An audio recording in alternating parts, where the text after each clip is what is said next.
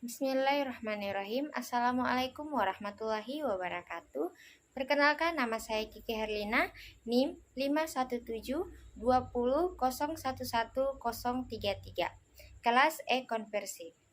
Nah, di sini saya akan menjelaskan tentang peta konsep morfologi tumbuhan.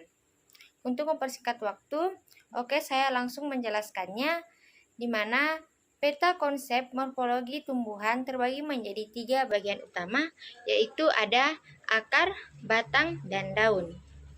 Akar terdiri menjadi 6 bagian jaringan, yaitu yang pertama epidermis. Epidermis ini dia berfungsi sebagai penyerap air. Yang kedua ada korteks. Korteks ini berfungsi untuk tempat penyimpanan cadangan makanan bagi tumbuhan. Yang ketiga ada endodermis. Endodermis ini dia berfungsi untuk membatasi bagian dalam akar dengan korteks. Yang keempat ada silinder pusat. Dia itu berfungsi untuk membentuk cadangan-cadangan pada akar. Yang kelima ada silem. Fungsi dari silem ini adalah sebagai alat yang digunakan tumbuhan untuk mengangkut air dan beberapa nutrisi lain dari akar bergerak menuju daun. Yang keenam ada floem. Floem ini dia berfungsi untuk menyalurkan hasil fotosintesis ke seluruh bagian tumbuhan. Selanjutnya, bagian kedua dari peta konsep morfologi tumbuhan yaitu batang. Batang terbagi menjadi 2 bagian, yaitu monokotil dan dikotil, di mana monokotil ini dia terbagi menjadi 4 bagian jaringan. Yang pertama itu ada jaringan epidermis. Jaringan epidermis ini dia berfungsi untuk melindungi jaringan tumbuhan yang berada di bagian dalam batang. Yang kedua ada meristem dasar, yaitu berfungsi untuk pertumbuhan primer.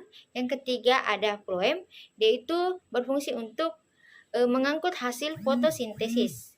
Yang keempat ada silem. Silem ini berfungsi untuk mengangkut air dan zat hara. Bagian kedua dari batang adalah dikotil. Dikotil ini terbagi menjadi 5 bagian jaringan, yaitu ada epidermis, yaitu berbentuk sel pipi yang rapat. Sedangkan korteks dia itu berfungsi untuk regenerasi dan membentuk pencengkokan pada tumbuhan. Yang ketiga ada stel, berfungsi untuk alat pengangkut air dan mineral ke seluruh anatomi tumbuhan.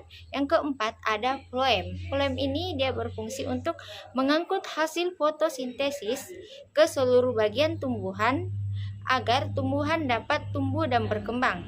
Yang kelima ada silem. Silem ini dia berfungsi untuk mengangkut air dan mineral dari akar menuju ke bagian daun untuk proses fotosintesis. Bagian ketiga dari peta konsep morfologi tumbuhan yaitu daun, mana daun ini terbagi menjadi 4 bagian jaringan. Yang pertama itu ada epidermis. Epidermis ini dia berfungsi sebagai pelindung bagian dalam organ tumbuhan. Yang kedua ada jaringan semofil. Semofil ini dia berfungsi untuk fotosintesis karena sel ini mengandung banyak kloroplas. Yang ketiga ada floem. Floem ini dia berfungsi sebagai jaringan pengangkut untuk menyalurkan hasil fotosintesis ke seluruh bagian tumbuhan. Yang keempat ada silem. Silem ini dia berperan sebagai pengangkut air dan zat hara dari akar menuju ke daun. Nah, demikianlah yang dapat saya sampaikan. Kurang dan lebihnya mohon dimaafkan. Terima kasih. Wassalamualaikum warahmatullahi wabarakatuh.